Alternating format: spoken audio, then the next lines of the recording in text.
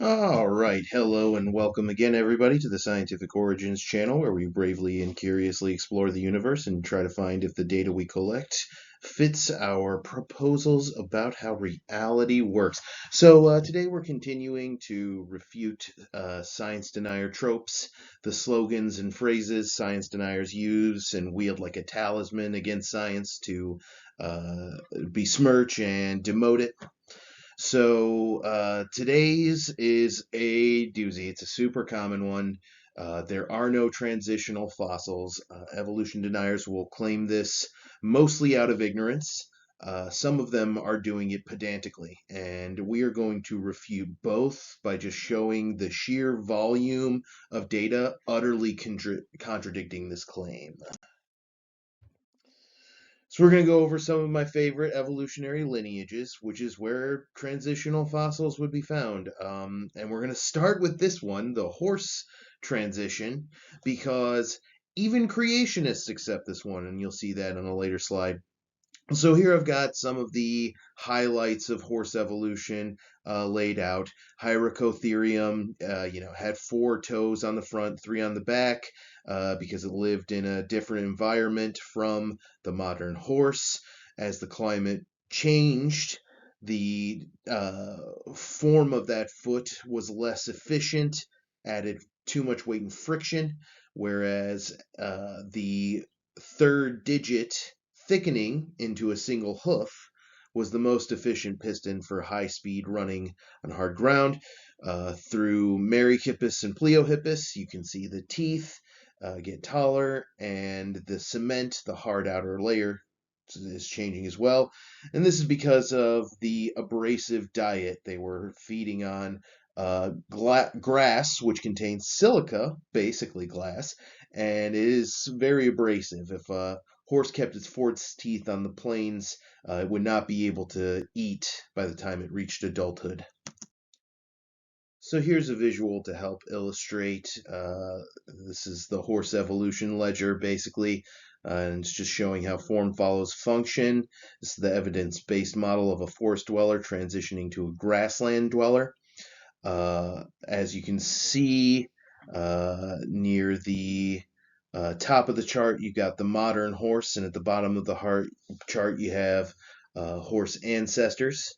You can see the toes to hoof pipeline, as well as the teeth being demonstrated there. The toes, again, of course, being selected, the change being selected for was a decrease in weight and friction, and with the teeth, the selective force creating the hypsodonty was the dietary factor, the grass and its abrasive silica. So let's see here. What are some of the counter arguments creationists are going to say? They're going to say these are just different kinds of animals that lived at different times. And this one's ironic. You should just wait for the next slide to see how ironic that one is. They might say, "Oh, it's just a change within a kind." In fact, that's exactly what the more intelligent ones will say. Um, yeah, if a an animal the size of a dog with 4 toes and leaf-eating teeth can micro-evolve into a 1,000-pound animal with a single hoof and grass-grinding teeth. It's a pretty massive anatomical overhaul. So if that much change can happen, you've pretty much conceded the entire mechanism of evolution. If you look at the forefeet of this the column of this chart, you can see the vestigial splint. Modern horses still have 2 tiny splint bones on either side of their main leg bones, and these are the vestigial remnants. So if the horse was designed for the plains from day one, why does its DNA still carry the blueprint for the 4-toed feet of a forest dweller? If a horse is fully assembled, if it's walking around on the shrunken leftover parts of its ancestors, or is that the definition of a work in progress? Since the horse lineage is one of the most complete receipts in science, we have the teeth for the diet, the feet for the terrain, and the rock layers for the timeline. Creationists have pretty much nowhere to go but to concede evolution.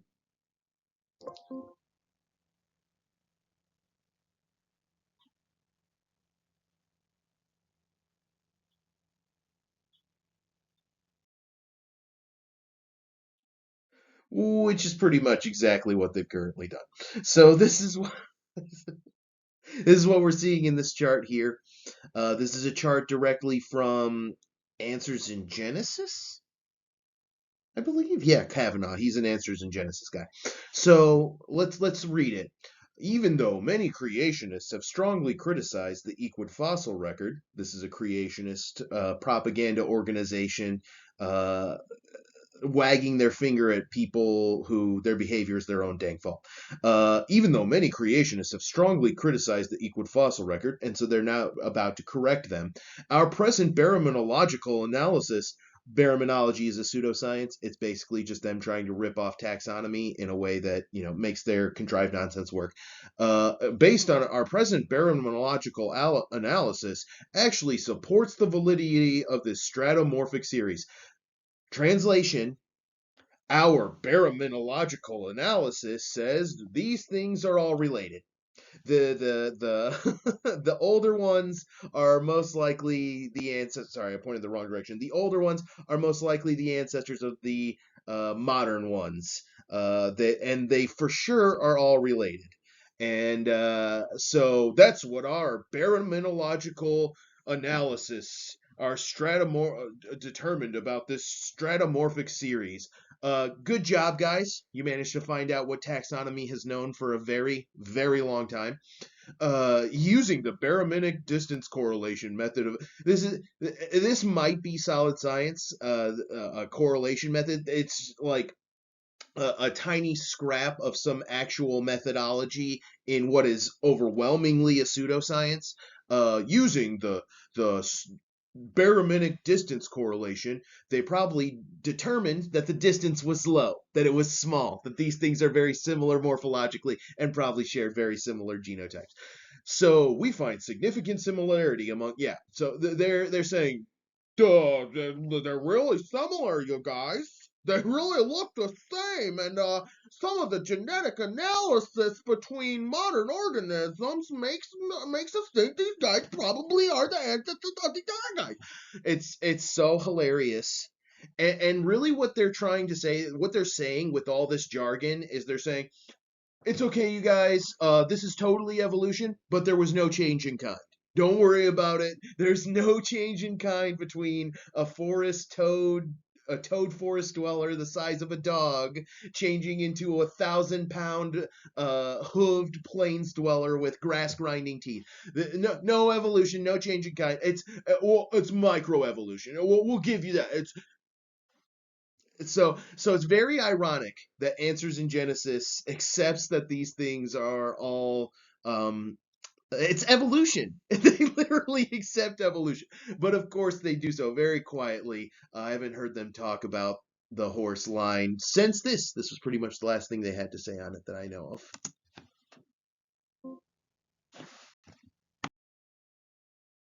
So this is a fun one. Capture a screenshot of this.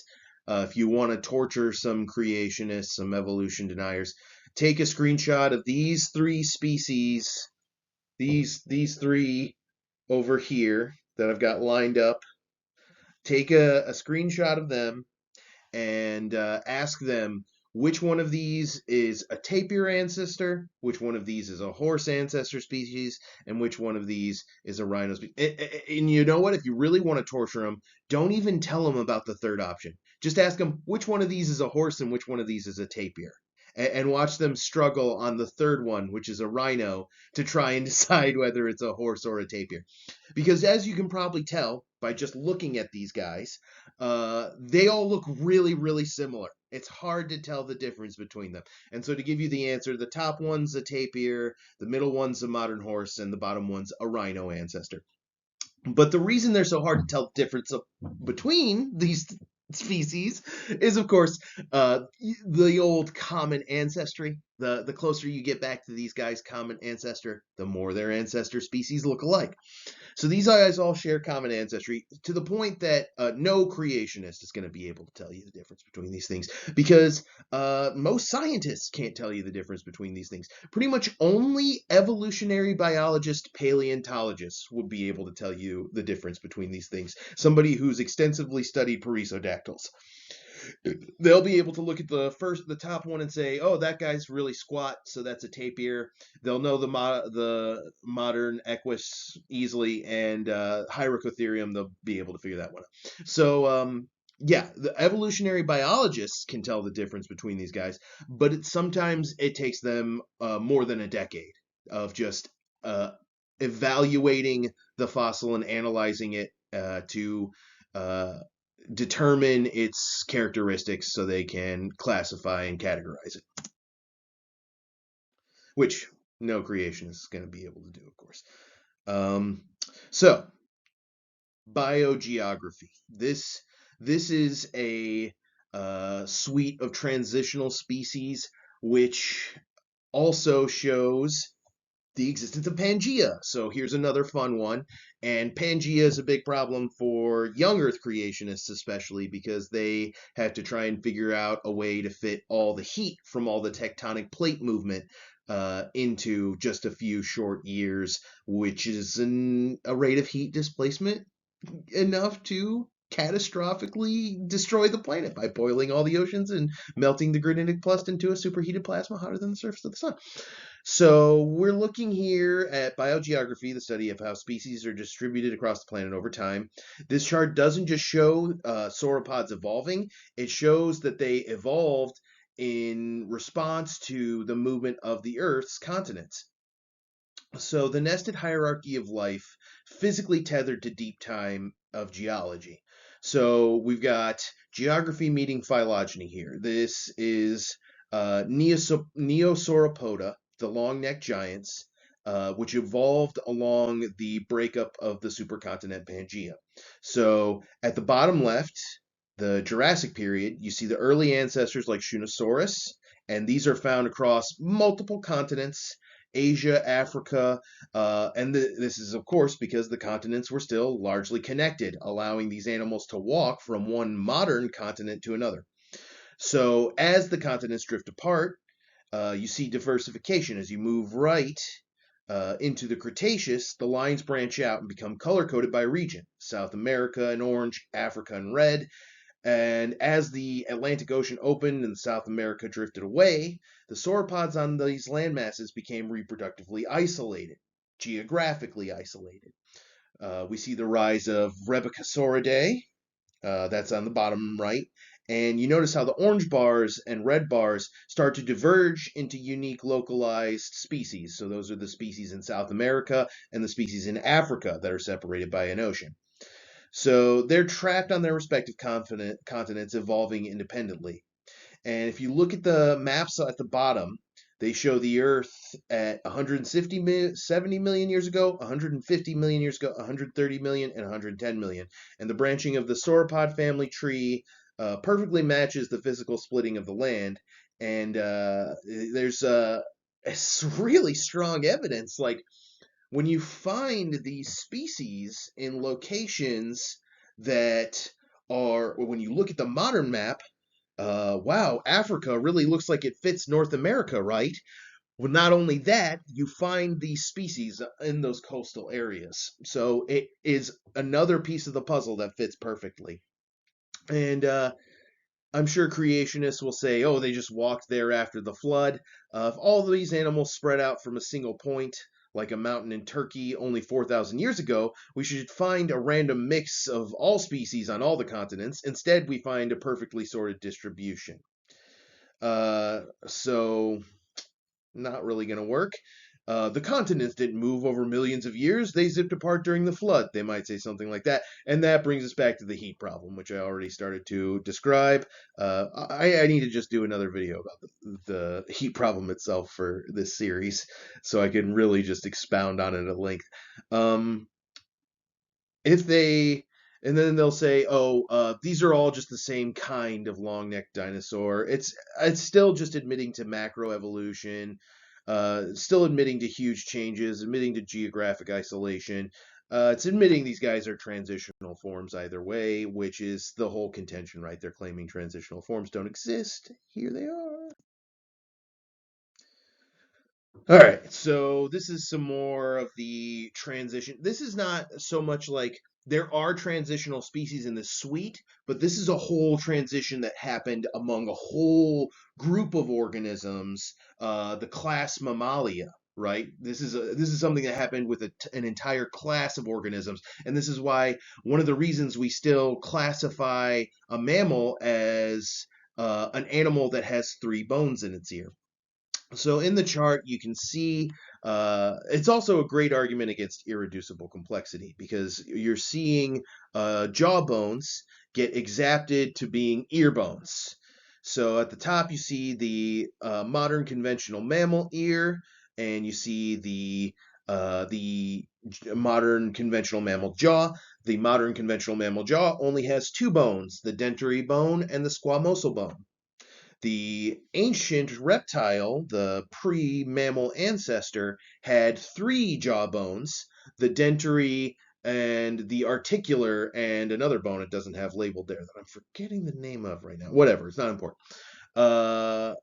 And in the ear, and okay, yeah, so they had three bones in the jawbone, and then instead of just a squamosal, it had a squamosal and a quadrate bone. So it has two extra bones there.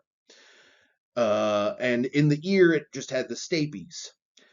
In the modern mammal, you can see that the articular bone has transitioned to the eardrum, and the quadrate has transitioned, or not the eardrum, it's transitioned to the malleus, the articular bone, and the quadrate bone has transitioned to the incus, uh, and the stapes is still there. So the bone that was once connected to the squamosal bone moved in between the stapes and the what was once the articular bone and the eardrum.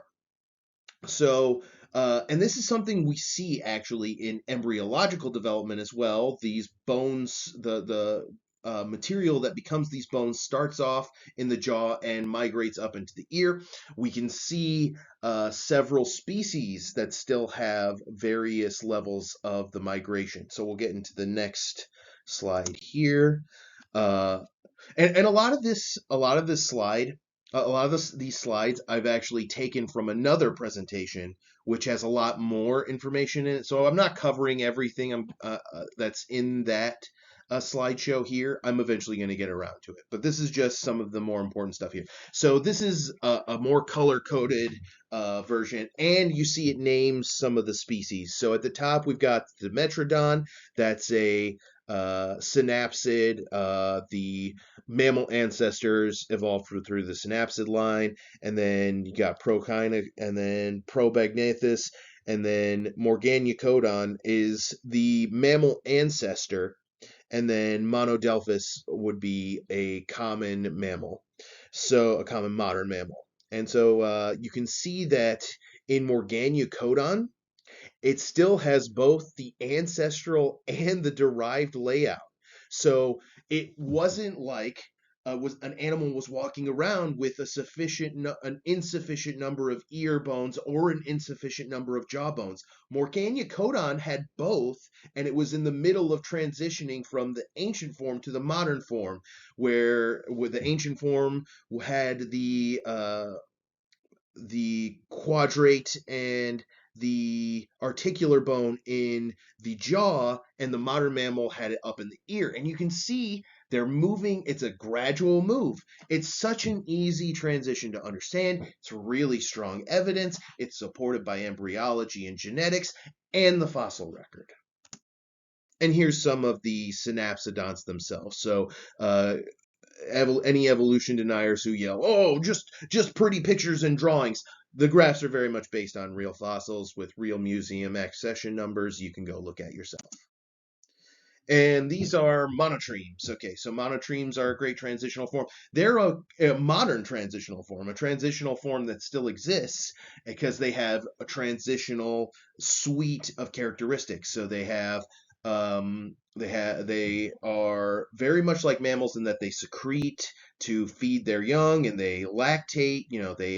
They have glands that they lactate from. These are just modified sweat glands, and they have hair, and I believe they give life birth. I'm not sure if they give life birth or they lay eggs, but they have a bunch of mammal traits and reptile traits, synapsodont traits, because all mammals evolved from synapsodonts. So these still have some of the more derived traits because they found a niche that, or the more basal traits because they found a niche that those traits worked in, and there was no pressure for them to change. So they've maintained some of the ancestral form, and ironically, they share a common ancestor with the only other monotreme, echidnas, called the Echidnapuss. So look that up. That's really fun. I probably will go into this more on the other presentation. That's one that I'm going to sit down and it's going to be like a good, really long one. I'm not even going to try to make it short like I try to make these. And we're still trying to get this one in under 30 minutes. So let's see if we can do it. So went over this with this one. These slides we'll get through real quickly. We won't belabor this because we already covered whales a bunch in other videos. Go watch those videos. This is a great example of a refutation of a common point you'll encounter when adjudicating someone making this claim. They'll say, oh, there's not enough transitional species. And what they're really not grasping is that when we show a species in a museum, usually it's just like a really good example of that species.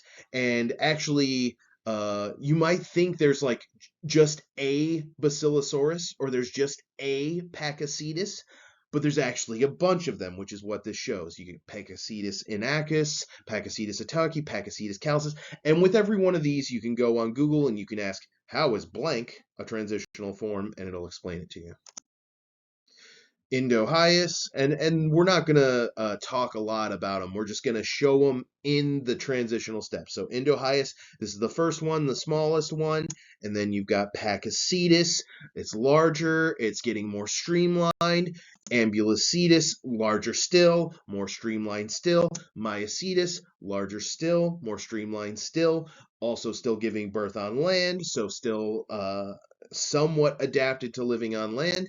Dorudon, almost completely aquatic. You know, those hind limbs are useless. They can't even scratch or dig. And then Basilosaurus and some other earlier skulls lined up to show the migration of the nasal cavity aperture. Great suite of transitionals.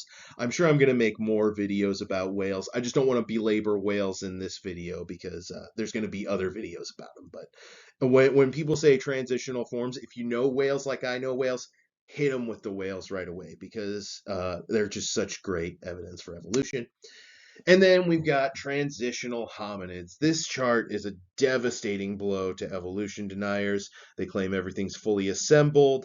This provides the physical evidence that for things they say don't exist. A smooth, measurable gradation of change. It's not just a list of names. We're seeing a shifting trio of characteristics: the brain pan size, the foramen magnum, and the the heavy brows and the prognathism and orthonagonism. So we are seeing the change here. We're seeing transitions. Every one of these is a transitional species. If you tell me this isn't a transitional, this isn't a chart showing transitional species in transition, then whatever you define transitional species as, that transition is not necessary for evolution to happen. This kind of transition, this will necessitate evolution just fine. So, yeah, another 14 or so transitional species there, and I won't name every one of them. I'm probably going to do a full video about this specifically too. So, to sum it up, sure, there are no transitional forms except, and here's the list of all the transitional forms I just talked about: horses, Hyracotherium, Mesohippus, Merychippus, Pliohippus, Equus, whale ancestors, Eohippus, Pakicetus, Ambulocetus, Rhodocetus, Basilosaurus, Dorodon, Odontocetes. And I wanted to show you a picture of Rhodocetus. They're hard to find. I look up Rhodocetus and I get pictures of Pakicetus. Imagine that two organisms that look so much alike. Even the internet can't tell the difference, even computers and all their newfangled technology. And then the human forms, we didn't name all of them when we were talking about them, but here's their names. And I'm going to put this in the description, so you can just copy and paste this if you need to. So, Sahelanthropus chadensis, Ardipithecus ramidus, Australopithecus, Homo habilis, Homo erectus. If you want to learn more about these, go to Gutsick Gibbons' channel. She'll teach you everything you ever wanted to know and more. And if you aren't subscribed to Gutsick Gibbons' channel, but you are subscribed to mine, thanks. Awesome. Dude, go subscribe to her channel right away. You'll love it. Ecdysozoans. These are another great suite. I didn't talk about them in this video because another content creator I want to mention, Grayson of Based Theory, already covered these. So go watch Grayson's video on the Ecdysozoans.